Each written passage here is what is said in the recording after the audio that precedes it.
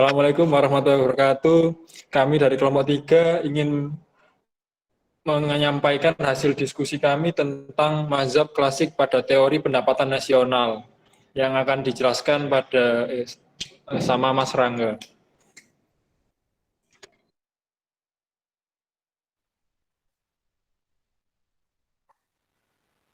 Konsep-konsep yang terkait dengan teori klasik, konsep utama yang digunakan dalam model klasik adalah lapangan kerja penuh.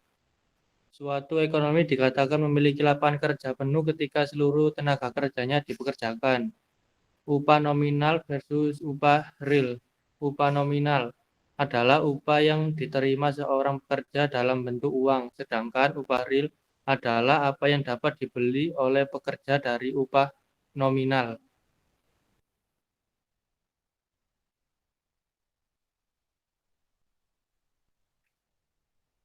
Tingkat suku bunga. Suku bunga nominal adalah suku bunga yang diterima oleh pemberi pinjaman dari pinjaman uang. Tingkat suku bunga real adalah tingkat yang timbul setelah penyesuaian inflasi. ROI real sama dengan ROI nominal kurang tingkat inflasi. Nilai produk marginal tenaga kerja. MPL sama dengan MPL dikalikan dengan harga produk yang dihasilkan oleh tenaga kerja. Permintaan agregat dan penawaran agregat. Permintaan agregat adalah nilai total barang dan jasa akhir yang semua bagian perekonomian secara bersamaan direncanakan untuk dibeli pada tingkat pendapatan tertentu selama periode waktu tertentu. Penawaran agregat adalah nilai barang dan jasa yang direncanakan untuk diproduksi dalam suatu kegiatan ekonomi selama suatu periode. Uang beredar.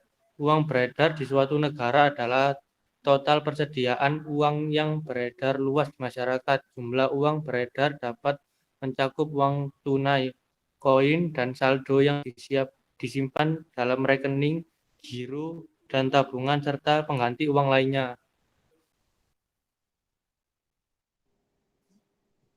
Hukum pasar Say dan implikasinya. Hukum pasar Say mengatakan bahwa penawaran menciptakan permintaan sendiri. Pendapat ini sering disebut dengan Say Law atau hukum Say.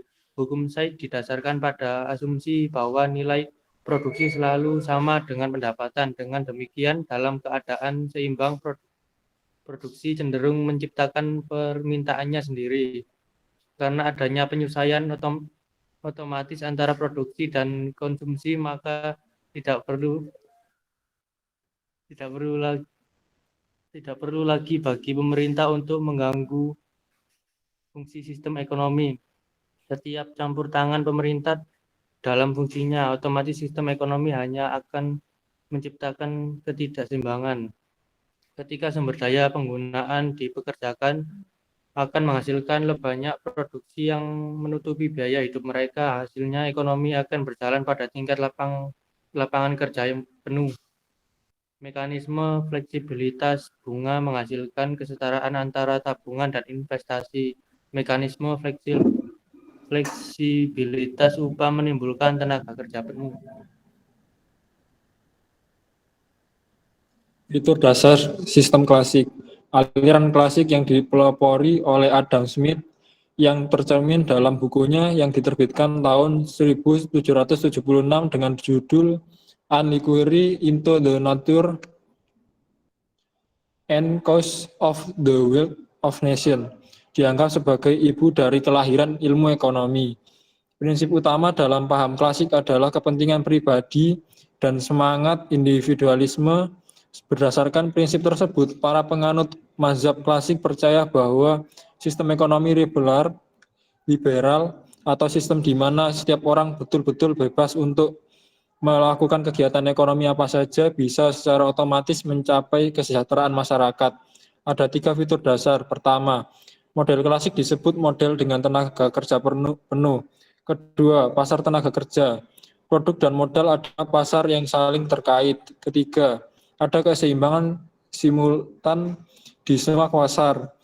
Disebut model ketenaga kerjaan penuh karena para ekonom klasik percaya bahwa kekuatan pasar bebas dari permintaan dan penawaran mengarah pada penggunaan sumber daya secara penuh melalui penyesuaian otomatis dalam tingkat harga keseluruhan upah rata-rata pasar dan tingkat bunga.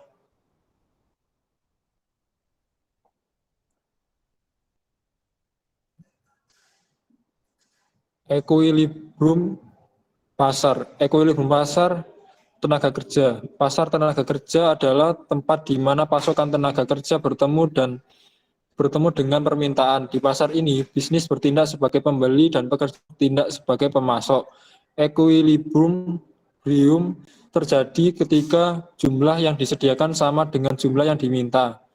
A. Permintaan tenaga kerja. Agregat tergantung pada upah real. Harga yang diterima perusahaan untuk barang dan jasa dan harga yang harus dibayar perusahaan untuk input non-tenaga kerja dengan harga barang input non-tenaga kerja tetap konstan, menjadi fungsi dari upah real. B. Pasokan tenaga kerja. Penawaran tenaga kerja adalah jumlah tenaga kerja yang disediakan oleh pemilik tenaga kerja. Dalam hal ini, perusahaan dalam suatu waktu tertentu penawaran tenaga kerja dipengaruhi oleh suatu keputusan yang dilakukan seseorang apakah dia mau bekerja atau tidak. Keputusan tersebut tergantung pula pada tingkah laku seseorang untuk menggunakan waktunya. Apakah waktu tersebut digunakan untuk bekerja atau digunakan untuk melakukan kegiatan lain yang sifatnya santai atau merupakan kombinasi dari keduanya. C. Equilibrium pasar. Keseimbangan tercapai di mana D dan kurva S berpotongan.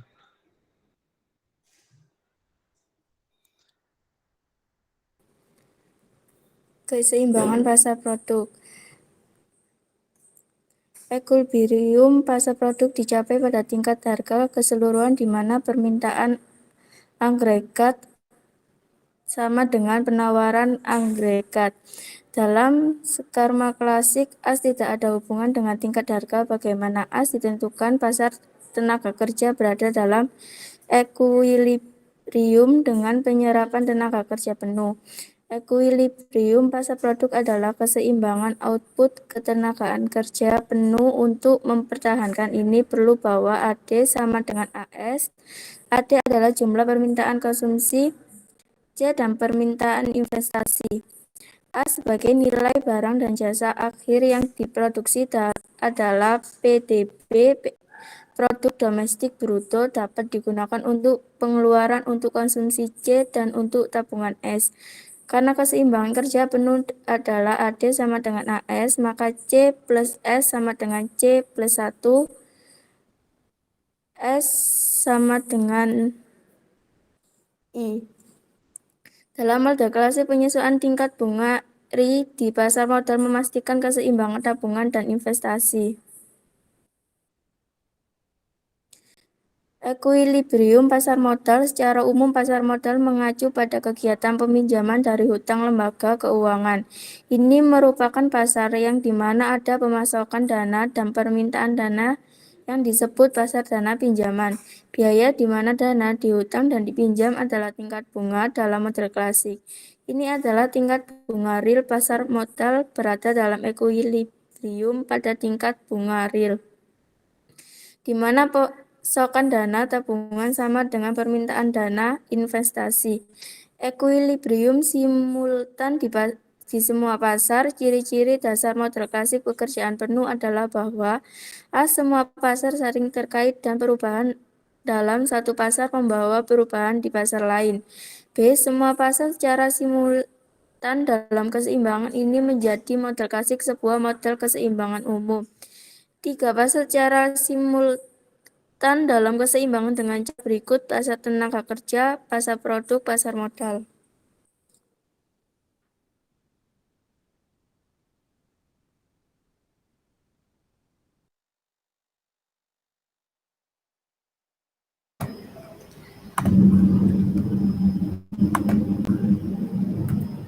Dalam model klasik, tingkat harga keseluruhan P ditentukan oleh kekuatan permintaan uang dan penawaran uang. Permintaan uang, demand of money. Permintaan uang berarti memegang uang oleh orang-orang untuk melakukan transaksi. Orang-orang memegang proporsi pendapatan nominal sebagai uang. Penghasilan nominal sama dengan tingkat harga, dikaitkan dengan pendapatan real. Penghasilan nominal sama dengan PY. Ini berarti bahwa transaksi senilai PY, pendapatan nominal dilakukan oleh jumlah uang yang dipegang oleh rakyat. Hubungan antara permintaan uang, M, dan pendapatan nominal, PY, telah diringkas dengan persamaan yang disebut quantity equation of change berikut. MV sama dengan PY. Penentuan tingkat harga keseluruhan. Diberikan pasokan uang, tingkat harga P keseluruhan ditentukan pada tingkat di mana orang memutuskan untuk menahan seluruh pasokan uang. P ditentukan jika jumlah uang beredar sama dengan permintaan untuk uang.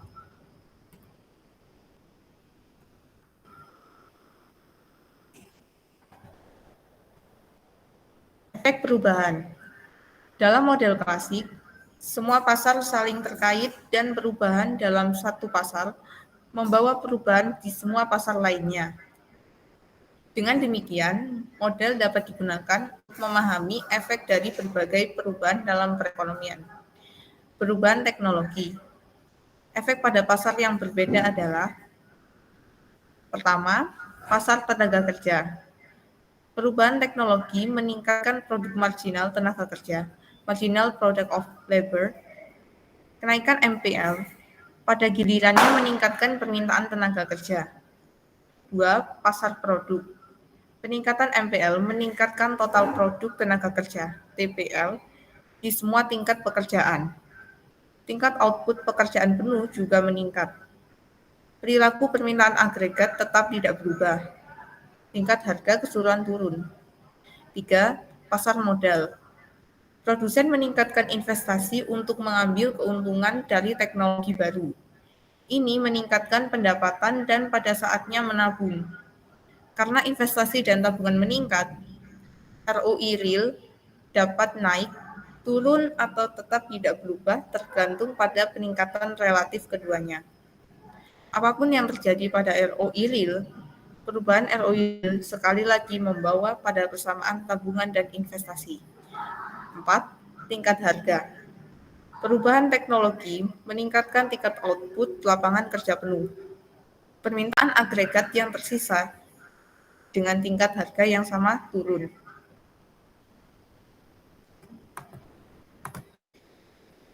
Peningkatan pasokan tenaga kerja. 1. Pasar tenaga kerja. Pasokan tenaga kerja meningkat. Hal ini menyebabkan turunnya tingkat upah real. 2. Pasar modal.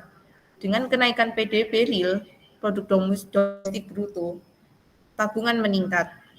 Yang terakhir, pasar produk. Terima kasih.